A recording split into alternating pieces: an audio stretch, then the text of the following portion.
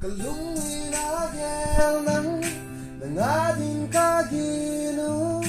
Ka-happy na gilpen kalana Kung tehulyanin tin Kamelong dangin tin Kasay na ohin ay keldokin Lamay swamel Liyaw yaw tin Suinong atam sa ngere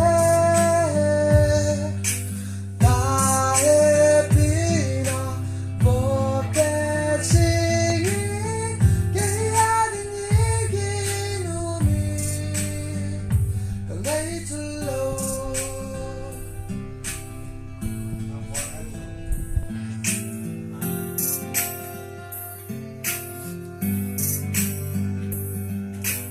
Yang long building Anay po alulunday Iking ay napulsing And ongay Chung aksi sang so